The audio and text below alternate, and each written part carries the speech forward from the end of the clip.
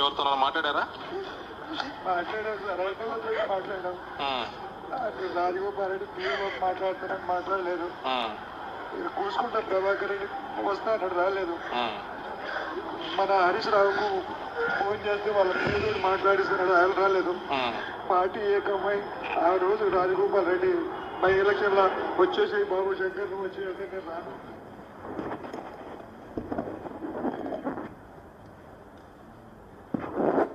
ఇట్లా 9 నెలలు కాంగ్రెస్ పార్టీ అధికారం చెలాయించింది. కానీ ఆయన ఆనాడు మాట్లాడిన ఒక్క మాట కూడా అమలు కాకపోగా పేనెం మీద నుంచి పోయిలబడేట్టుగా ఫీల్ అవుతున్నారు.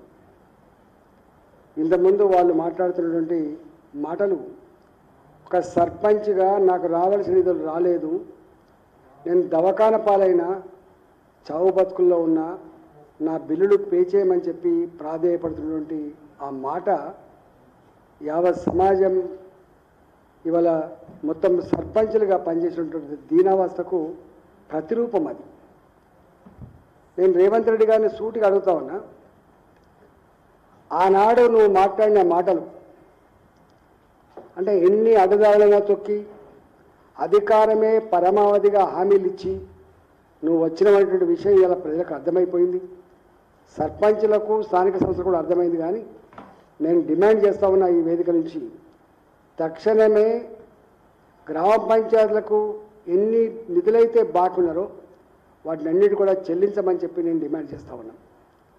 రెండవది, గ్రామ పంచాయతీలలో సర్పంచులుగా ఉన్నవాళ్ళు, ఉప సర్పంచ్లుగా ఉన్నవాళ్ళు, వార్డు మెంబర్లుగా ఉన్నవాళ్ళు పాపం వాళ్ళ డబ్బులు లేకపోతే వాళ్ళ చుట్టాలని బతిలాడి చేయించారు. గ్రామాలలో గెలిచిన తర్వాత ఏదో ఒక అభివృద్ధి జరగాలి, మా ఆయాములో కొంత శిలాపలకం వేసుకుంటే మాకు శాశ్వతంగా పేరుంటుందని చెప్పి భావిస్తారు. కానీ అలాంటి వాళ్ళకు కూడా ఎక్కడ నిధులు లేవు. చివరికి ఎక్కడికి వచ్చిందంటే ఉపాధి హామీ ద్వారా వచ్చే డబ్బులు ఏదైతే చెల్లించాలనో రాష్ట్ర ప్రభుత్వ పరంగా కట్టాల్సిన వాటా కట్టకపోతే ఇవాళ ఆ డబ్బులు కూడా రాక అప్పుల పాలైనటువంటి దుస్థితి ఇవాళ కొనసాగుతూ ఉంది. వేలాది కోట్ల రూపాయలు గ్రామ పంచాయతీలకు వచ్చే నిధులు మాత్రమే కాకుండా ఉపాధి హామీ పని ద్వారా ఇంతకుముందు ఆయన చెప్పినట్టుగా మొక్కలు పెట్టిన దానికి నీళ్లు పోసేది కావచ్చు, ట్రాక్టర్లకు డీజిల్ పైసలు కావచ్చు, లేకపోతే గ్రామాల్లో జరిగినటువంటి సిమెంట్ రోడ్లు డ్రైనేజీలు కావచ్చు, ఇవాళ కట్టిన శ్మశాన వాటికలు కావచ్చు, ఏదైనా కూడా ఏ ఉపాధి హామీ పని ఒక్క రూపాయి కూడా ఆనాడు రాష్ట్ర ప్రభుత్వ పరంగా ఇవ్వలేదు. ఇస్తే కేవలం స్పెషల్ డెవలప్మెంట్ ఫండ్ కింద కావచ్చు, సర్పంచులకు ఇచ్చేటువంటి ఫండ్స్ వల్ల వచ్చే డబ్బులు కావచ్చు, వాటితో అభివృద్ధి చేసిన వాటికి కూడా రూపాయి ఇవ్వలేదు. ఇలా వేల కోట్ల రూపాయలు గ్రామ పంచాయతీలకు మాత్రమే కాకుండా వేల కోట్ల రూపాయలు బాకీ పడ్డది. గ్రామాల్లో ఎక్కడ ఇన్కమ్ లేదు. ఇంతకుముందు గతంలో ఎవరైనా భూమి రిజిస్ట్రేషన్ చేసుకుంటే గ్రామాలకు వచ్చే వాటా వస్తుండే, ఇళ్ళ రిజిస్ట్రేషన్ చేసుకుంటే గ్రామాలకు వచ్చే వాటా వస్తుండే. ఇవాళ ఆడేమన్నా మినరల్ డెవలప్మెంట్ ఫండ్ అని వస్తుండే, లేకపోతే సెస్ ఫండ్ అని వస్తుండే. ఏది ఒక్క కేసీఆర్ గారు ఒక సింగిల్ పైసా కూడా లేకుండా కేవలం 15th ఫైనాన్స్ కమిషన్ నిధులకి మేము వాళ్ళు ఎంత ఇస్తారో అంత మేము జమ చేయిస్తామని చెప్పి మాట ఇచ్చిండు. ఒక సింగిల్ పైసా కూడా రిలీజ్ కాలేదు. అవి ఒక 390 కోట్ల రూపాయలు ఇలా నిధులు అట్లే పెండింగ్ ఉన్నాయి.